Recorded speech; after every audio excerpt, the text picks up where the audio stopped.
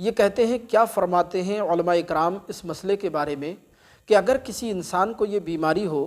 کہ پیشاب کرنے کے بعد پیشاب کے ایک دو بوند قطرے نکل کر کپڑے پر لگ جائیں تو کیا انسان اور اس کا وہ کپڑا پاک رہے گا یا ناپاک ہو جائے گا؟ مہربانی کر کے جواب عنایت فرمائیں۔ بسم اللہ الرحمن الرحیم۔ تو آئیے آج کی اس ویڈیو میں یہ مسئلہ بہت آسان کر کے میں آپ کو سمجھا رہا ہوں۔ آپ سے درخواست ہے ویڈیو کو پورا ضرور دیکھیے، آدھا ادھوری بات سن کر ویڈیو بند مت کیجیے گا، کیونکہ یہ مسئلہ بہت اہم ہے، اکثر لوگوں کو یہ مسئلہ پریشان کرتا ہے۔ تو اس کا جواب یہ ہے کہ دیکھیں، ایک دو بوند پیشاب کے قطرے نکل کر اگر کپڑے پر لگ جائیں تو اس سے نہ تو انسان ناپاک ہوگا اور نہ کپڑا ناپاک ہوگا۔ ہاں، البتہ اگر آپ کا پہلے سے وضو ہے تو آپ کا وضو ٹوٹ جائے گا، لیکن اگر پیشاب کے ایک دو بوند قطرے نکل کر کپڑے پر لگ گئے اور اس کا پھیلاؤ درہم کی مقدار کے برابر ہو گیا، درہم کی مقدار کو آپ اس طرح سمجھ سکتے ہیں جیسے ہاتھ کی ہتھیلی کے بیچ کے گول حصے کے برابر، یعنی آپ کی ہاتھ کی ہتھیلی جو ہوتی ہے اس کے بیچ کا جو گول حصہ ہوتا ہے اس کو آپ درہم کی مقدار سمجھ سکتے ہیں۔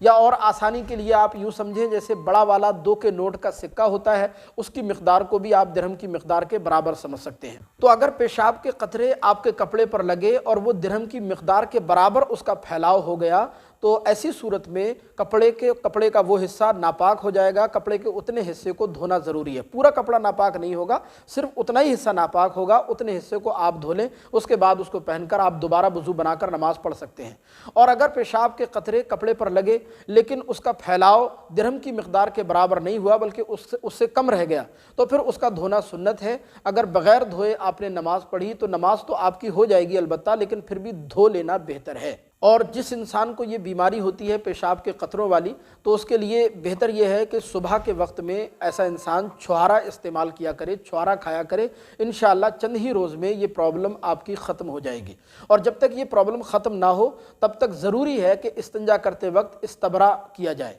یعنی ایسے انسان کو جس کو قطرے آنے کی بیماری ہو، قطرے آتے ہوں پیشاب کرنے کے بعد، اس کو استبرا کرنا چاہیے۔ استبرا کیا ہے؟ تو استبرے کا مطلب یہ ہوتا ہے کہ استنجا کرتے وقت اس قدر وقت لے کر، اس قدر اطمینان سے استنجا کرنا اور اتنا وقت لے کر استنجا کرنا کہ یہ یقین ہو جائے کہ پیشاب کی نالی اب صاف ہو چکی ہے، اس میں پیشاب کا کوئی قطرہ باقی نہیں رہا۔ اور اس کے لیے علماء نے لکھا ہے کہ بہتر یہ ہے استنجا کرتے وقت آپ مصنوعی طور پر 2-3 بار زور زور سے کھانسیں، بائیں پیر پر زور دے کر بیٹھیں اور مٹی کے ڈھیلے لے کر، مٹی کا ڈھیلا لیں اور اس کو آپ اپنے عضو مخصوص پہ، شرمگاہ پہ لگا کر 1-2 قدم چلیں، کھڑے ہوں، زور سے کھانسیں تاکہ آپ کے مسلس ریلیز ہوں اور آپ کی پیشاب کی نالی میں جو قطرہ باقی رہ گیا ہے وہ باہر نکل جائے۔ اور جب وہ نکل جائے آپ کو یقین ہو جائے کہ ہاں پیشاب کی نالی اب خالی ہو چکی ہے، صاف ہو چکی ہے، اس کے بعد اس کو دھو کر آپ جو ہے کپڑا پہن سکتے ہیں۔ تو خلاصہ کلام یہ ہے کہ اگر پیشاب کے 1-2 بوند قطرے نکلے ہیں تو اس سے نہ تو انسان ناپاک ہوگا نہ کپڑا ناپاک ہوگا،